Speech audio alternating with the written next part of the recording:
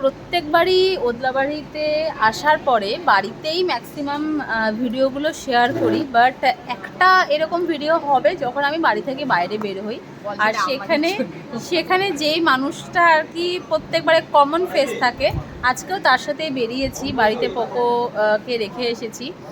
আর কে কার সাথে এসেছি সেটাও দেখাই, এই যে রুবি। তো কালকে আমার ব্লগ দেখেই ওখানে কমেন্ট করেছিল যে ভদ্রমতন দেখা করিস, ও জানতো না যে গতকাল আমি এসেছি, কারণ ব্লগগুলো একদিন পরে পরে আসে। তো আমি গতকাল তাও জানাইনি যে হ্যাঁ আমি চলে এসেছি। তারপরে রাত্রিবেলায় 2টোর সময় যখন আমি ব্লগটা পোস্ট করলাম, হ্যাঁ ফাইনালি চলে আসছে। হ্যাঁ, তো তারপরে সকালবেলা যথারীতি আমাদের কথা হলো যে কোথাও একটা দেখা করবো। তো দেখা করতে আসলাম আমরা এখন মালবাজারে টি মোমেন্টসে।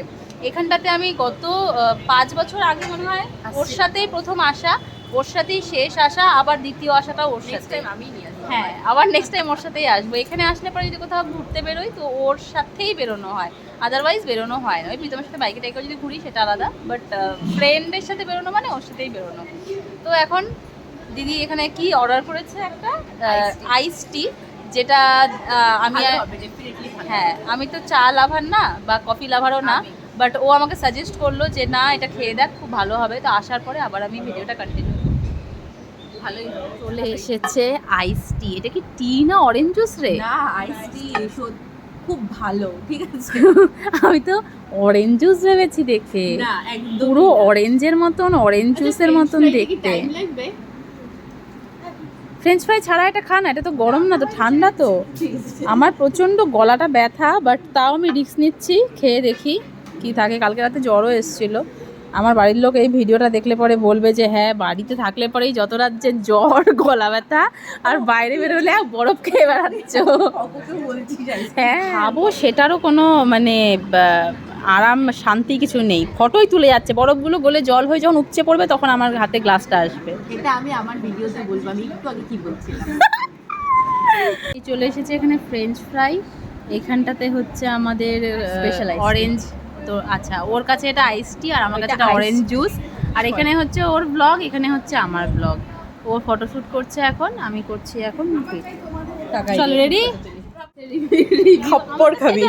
অরেঞ্জ জুসই আমি খেয়ে, মানে ভালো জিনিস বলে না, যে বললাম না একটা প্রবাদ বাক্য আছে, একদম পিওর অরেঞ্জ জুস যদি কেউ ভালো খেতে চাও মালবাজার টি জাংশনে এসে অবশ্যই। ভুলভাল কথা, মানে বলে না যে সাধারণ অরেঞ্জ জুস, টেস্ট জানে না, লবণ দেওয়া অসাধারণ অরেঞ্জ জুস, ও lemon juice, orange plus lemon. ভুলভাল কথা, খাওয়ার টেস্ট জানে না, তারপরে যতটা কোনো অ্যাঙ্গেল থেকে এটা চা না, এটাকে চা বলতেই পারি না। চাপাতি যদি এখন ঠান্ডা জলের মধ্যে কেউ দিয়ে দেয় কেমন লাগতে পারে, সেরকমই লাগছে।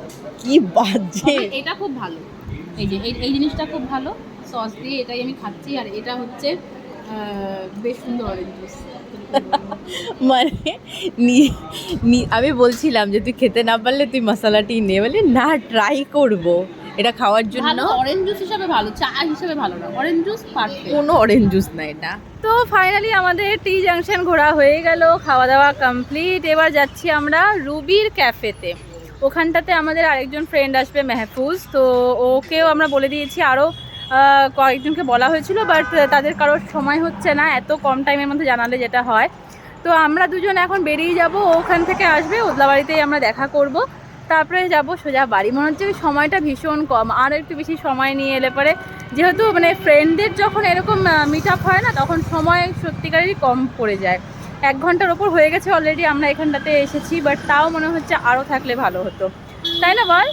মনে হচ্ছে না আরও থাকলে ভালো হতো, যেতে ইচ্ছে করছে না। ও তাই বলছে যে এত আসি, তাও আজকে মনে হচ্ছে যেন ফটো তোলাই শেষ হচ্ছে না। ফটো তোলাই শেষ, এটা নামাই দাঁড়া। আমি তো না হয় আসি না, সেই 5 বছর পরে আসলাম, বাট ও অনেক আসে, বাট তাও ফটোশ্যুট এরকম ভাবে হয় না, তাই না?